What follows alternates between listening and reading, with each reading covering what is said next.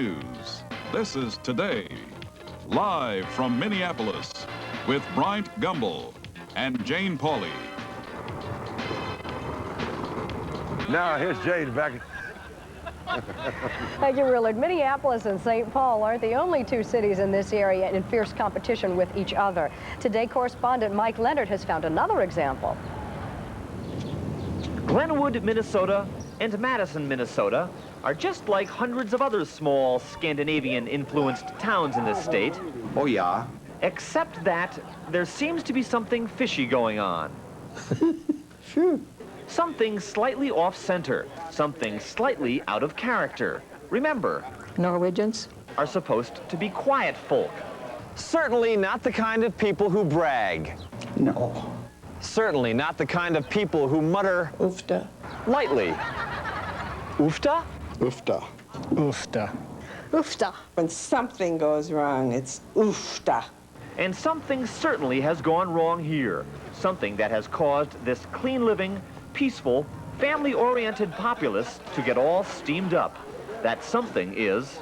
Lutefisk. Lutefisk. Lutefisk? Lutefisk. Lutefisk. Lutefisk. You haven't heard of lutefisk? The Norwegian codfish that's dried, then luted or soaked in lye for 20 days to become... Lutefisk. Lutefisk? Whatever. It's a delicacy, and it's seasonal. Once a year. That's it, huh? Yeah, that's enough. It's like a fine wine. It grows on you. Make you feel like a Norwegian. And that's where the oofta comes in. Madison, Minnesota has gone to great commercial lengths based on its per capita consumption of this stuff to promote its town as Madison, Minnesota, Lutefisk Capital, USA. Funny, guess what Glenwood also claims to be? The Lutefisk Capital. Well, Madison? Anything comes out good. Somebody else tries to imitate it or beat it or, you know. Well, Glenwood? They hold title to nothing over there. Madison says it eats more. Glenwood says it produces more. Can they prove that?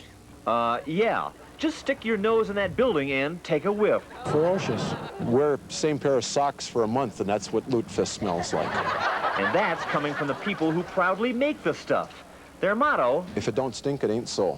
refers to the fish in its dried state. Getting rid of the smell, however, is simple. Just prepare it for consumption. You can bake it, you can boil it. You can cook it in a dishwasher. Just run a normal cycle. Dishwasher. Madison? Glenwood. What's going on here? A parade down the streets of Glenwood to honor a fish? And why did the people of Madison decide to show up, crashing Glenwood's party with their souped-up cod on wheels? See, we have a fish with no lake, but they have a lake with no fish. If you got time to go fishing, I'll show you some fish. Why all the arguing? No, Glenwood isn't even a threat, really. I don't think they got a leg to stand on. Isn't it silly? It's all having fun, and you couldn't go into a big city and do what we did today and get away with it. You'd be arrested. So that is the point that the people of Glenwood and the people of Madison are trying to make. Well, we think small-town America is alive and kicking. That life in rural Minnesota isn't as boring as some people might think. Nothing is boring to me. You bet. Not the work, not the play, and especially not the people. People who relish this distinct taste of small-town life. Beautiful. For today, Mike Leonard, NBC News, Glenwood, and Madison, Minnesota.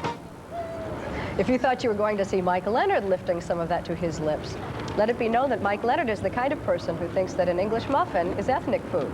I have some in front of me, however. Unfortunately, I am upwind from it. So I cannot testify that it smells as wonderful as they say. Fortunately, or unfortunately too, the silverware is facing the wrong direction. Otherwise, I too might try some. How many here have actually tried this?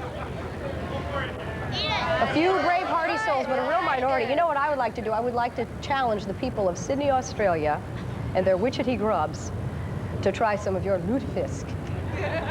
and we'll see who is man enough to try it. We'll be back in a moment from Minneapolis, St. Paul. This is Today on NBC.